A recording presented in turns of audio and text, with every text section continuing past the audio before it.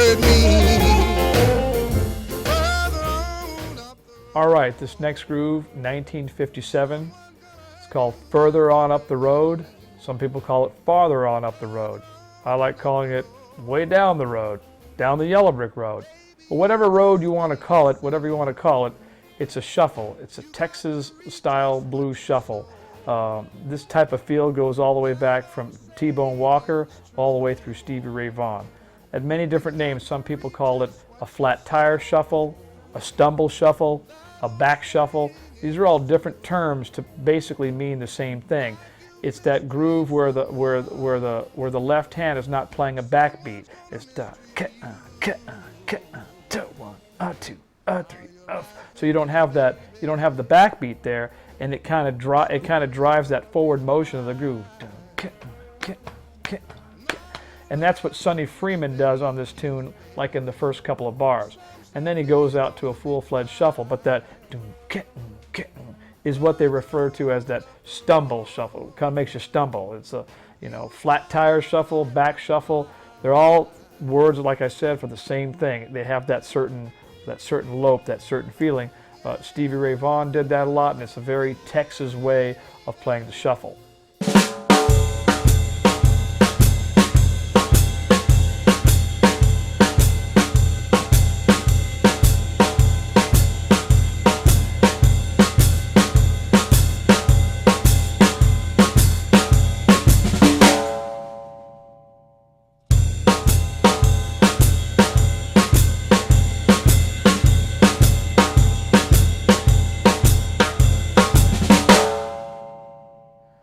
All right, so let me talk a little bit about some of the technical aspects of some of these grooves. Now, keep in mind, some of these recordings, it's virtually impossible to always tell exactly what the drummer's playing.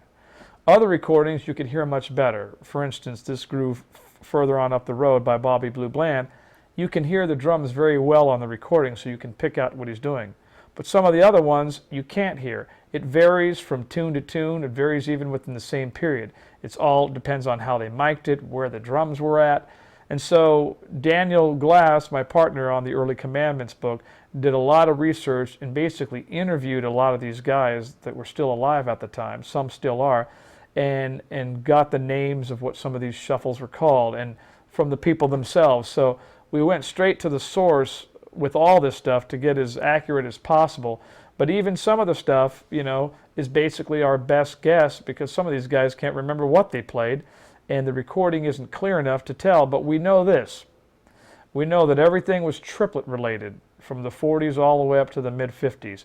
We know everything was swing. We know everything had the shuffle pulse. Exactly what they played, the left hand and right hand could have varied here and there, but it's still going to be, so it's kind of like, it's like if you speak Spanish, for instance.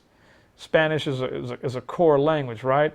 If you go down to Brazil, they speak Portuguese. So Spanish is going to help you out a bit. If you go to Mexico, many countries speak Spanish or kind of a version of Spanish. So if you speak Spanish, you have a better chance of understanding people in Italy than if you just spoke English, because some words are similar. So it's the same thing with these grooves. If you understand jazz and you understand the triplet and you understand the shuffle, you're going to be able to make all of these grooves work because you understand sort of the core words of the language, and you know what the inherent feel is supposed to be. But if you don't know any of that stuff, you're going to be clueless. So don't be clueless.